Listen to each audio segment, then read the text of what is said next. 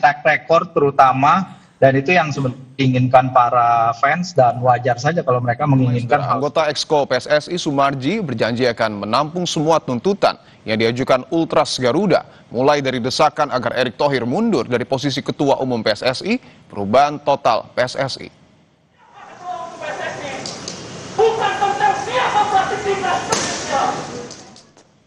Ia menegaskan PSSI akan menampung seluruh aspirasi tersebut dan membahasnya di internal organisasi.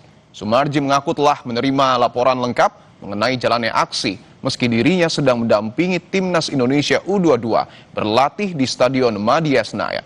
Ia menyebut banyak rekaman foto dan video yang dikirimkan kepadanya sehingga ia mengetahui apa saja tuntutan yang disuarakan. Siapa Ketua Umum PSSI? Bukan tentang siapa pelatih Timnas Indonesia. Hak untuk menyampaikan pendapat di muka umum itu adalah hak setiap warga negara, termasuk teman-teman saya, adik-adik saya dan saudara-saudara saya yang di Ultras Garuda ya. Jadi penyampaian rekan-rekan semua tentu saya juga bisa melihat, dan banyak sekali yang mengirim baik itu foto, video ke saya, apa yang menjadi tuntutan daripada teman-teman semua. Semua akan kita tampung dan semuanya kami mendengarkan, dan pasti ini akan menjadikan pembahasan di internal kami di PSSI. Seperti itu.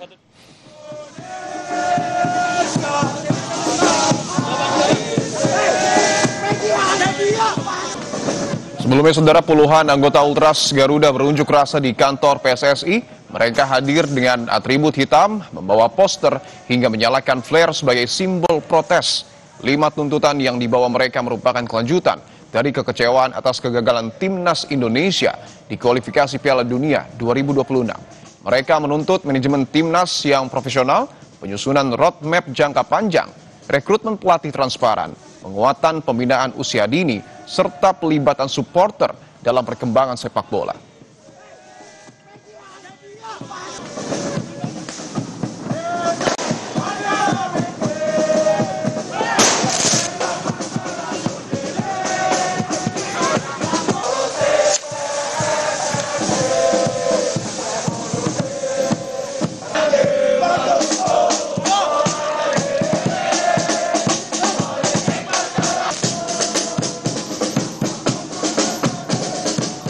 Ultras Garuda berunjuk rasa menuntut adanya perubahan total di tubuh PSSI. Bisakah tuntutan itu dipenuhi PSSI?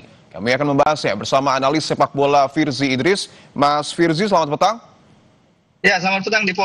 Mas Firzi, saya ingin langsung tanyakan, apakah 5 tuntutan revolusi PSSI memungkinkan untuk terlaksana? Ya, kalau saya baca tuntutan-tuntutannya sih ada beberapa yang tentu bisa, ada beberapa yang mungkin masih ada dalam timeline ya. Kayak misalnya beberapa diantaranya kan ada roadmap ya, terutama ya roadmap setelah apa kegagalan di Piala kualifikasi. Sebenarnya saya nggak ingin bilang kegagalan sih di Piala Dunia, di kualifikasi Piala Dunia ini, karena kita udah melaju sangat-sangat jauh dibandingkan dengan apa yang pernah kita raih sebelum-sebelumnya ya sebagai negara merdeka. Tapi saya udah lihat roadmap ke 2034 ya, di mana di roadmap itu kita ingin menuju ke ranking 60-70 dunia. Kita qualify secara beruntun ke Piala Dunia ya. Dan dari apa yang dipertunjukkan memang sejauh ini kita bisa lihat ada strategi grand plan-nya ya untuk menuju ke sana. Tapi memang itu baru rangkaian-rangkaian target-target ya, terpenuhi apa tidak itu kan nanti akan menjadi urusan lain. Yang paling dekat mungkin misalnya di Piala Asia 2027, dalam roadmap itu kita menargetkan posisi quarter final ya, dan tahun depan kita menargetkan at least rank 110, kemudian menembus rank 90. Dan kalau tuntutan yang lain menurut saya dengan menunjuk pelatih yang tepat itu adalah suatu hal yang wajar ya, maksudnya setelah dibakol apa yang terjadi dengan penunjukan Patrick Kluivert kemarin, timeline penunjukan pelatihnya menurut saya sekarang memang waktunya PSSI lebih memakai waktu yang ada untuk menunjuk pelatih yang tepat dengan karakter dan identitas tim ini. Dan di roadmap itu udah ada identitas permainan yang diinginkan, identitas komitmen bermain seperti apa, pemain tipe apa yang seperti diinginkan, dan cara bermain seperti apa yang diperlukan bagi skuad Garuda ke depan. Nah, jadi ya seharusnya sih semua yang di layout dan diminta itu bisa dilaksanakan at least dalam short dan medium term ya, Mas Dipo. Oke, saya ingin membahas terkait dengan proses rekrutmen pelatih yang transparan yang kemudian juga menjadi tuntutan dari Ultras kita. Apakah artinya ketika PSSI menunjuk Patrick Kluivert sebelumnya menjadi ketua ataupun menjadi pelatih timnas Indonesia,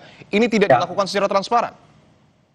Sebenarnya ketika itu kan memang karena timelinenya begitu mepet ya, mungkin itu adalah suatu hal yang extraordinary ya, di mana ketika itu Kocin dianggap gagal di Piala AFF 2024, kita nggak berhasil keluar grup, dan PSSI tidak memberi mereka waktu ruang banyak gitu, karena dari Desember ketika keputusan untuk memberhentikan Kocin dilakukan, waktu untuk mencari pelatih baru itu hanya paling ideal memang Januari 2025 awal, dan itu yang dilakukan. Dan Pak Erick bilang sendiri bahwa wawancara dilakukan ketika dia berada di luar negeri, bahkan waktunya mendekati Natal, sehingga sangat-sangat tidak ideal mungkin kandidat yang tersaring untuk pada waktu itu ya, pada waktu tersebut, sehingga sangat wajar kalau sekarang mereka memberi ruang kepada waktu mereka sendiri, dan katanya udah ada 5 nama ini yang sudah masuk di antara Alexander Zwiers dan BTN, sehingga nama-nama ini nanti akan disaring dan diteliti lebih lagi sebelum dibawa ke rapat expo. Oke. Seperti itu, Mas Ibu. Tapi sebelumnya Mas Firzi, apakah ada aturan untuk kemudian melibatkan supporter ketika PSSI ingin memilih pelatih? Oh, tentu tidak ya. Oke. Tentu tidak, tapi sebenarnya kalau Vox Populi itu kan sebenarnya turut menentukan ya, dan kita kan tahu sejak awal bagaimana reaksi terhadap pemberhentian Kocin seperti apa dan penunjukan Patrick Kluivert seperti apa. Banyak yang udah melihat ada banyak red flag nih ke Patrick Kluivert. Cuman mungkin ketika itu dia adalah pilihan terbaik di antara yang tersedia dengan waktu yang mepet itu tadi. Sehingga wajar kalau akhirnya dia yang terpilih, dan ternyata itu adalah gamble yang backfired ya, yang tidak terbukti berhasil. Cuman dengan sekarang waktu yang lebih banyak, harapannya nama-nama kandidat yang tadi udah disaring ada 5, background yang bisa memuaskan para supporter, dan kemudian pengalamannya, track record terutama, dan itu yang sebenarnya diinginkan para fans, dan wajar saja kalau mereka menginginkan hal seperti itu, yang to be fair ketika itu memang juga tidak dimiliki Patrick dengan track record dia di dunia kepelatihan yang sangat-sangat minim sekali. Oke, yang menarik juga bahwa ada narasi ataupun permintaan Erick Thohir out. Apakah kemudian ini bisa mengarah pada pergantian ketua umum PSSI? Terlalu prematur mungkin ya, terlalu dini kalau meminta hal seperti itu kalau menurut saya pribadi ya. Dan sebenarnya kalau dari apa yang direncanakan ke timnas, kan memang apa yang kita ingin kejar itu ada di Piala Dunia 2030 dan 34. Tapi program akselerasi yang dilakukan ini kan dari 2026 memaksa kita melakukan beberapa perubahan yang tadinya dianggap ingin membantu timnas ke arah lebih baik ya, arah baru timnas Indonesia. Seperti itu kan yang diumumkan oleh Pak Erick ketika mengumumkan pemberhentian Sintayong pada Januari 2025. Tapi ternyata arah baru ini mungkin masih belum sinkron, dan masih banyak celah yang bisa diperbaiki ke depannya.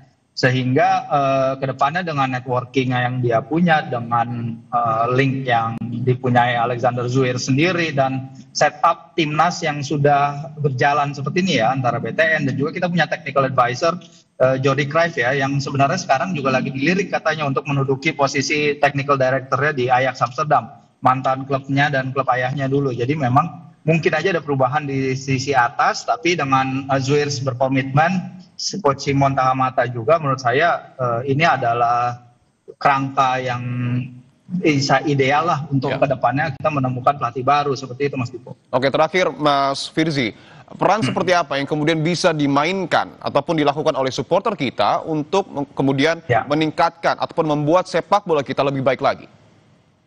Ya, peran yang dimainkan tentu, ini kan saya juga lagi menuju Stadion Pakansari ya untuk melihat timnas U22 bermain nanti ya. Yang pasti kita tetap memberikan dukungan kepada para pemain kita, tidak memberikan pressure juga berlebih kepada mereka, karena apapun yang terjadi pun ini di level di atas ya, ini apapun yang terjadi di lapangan kita tetap harus mendukung skuad Garuda, dan semoga sambutannya nanti di Stadion Pakansari juga ramah terhadap para pemain dan mendukung, karena kesempatan mempertahankan medali emas SEA Games masih sangat besar, dan itu untuk suatu hal yang mungkin bisa menghibur lara bagi para supporter kita menjelang akhir tahun ini ya, terutama dan sebagai fondasi untuk menginjak tahun baru 2026 dengan lebih optimis lagi, Mas Diko. Oke, tentu kita doakan yang terbaik untuk timnas sepak bola kita. Terima kasih analis sepak bola Firzi Idris telah bergabung di Kompas Petang. Ya, sama-sama.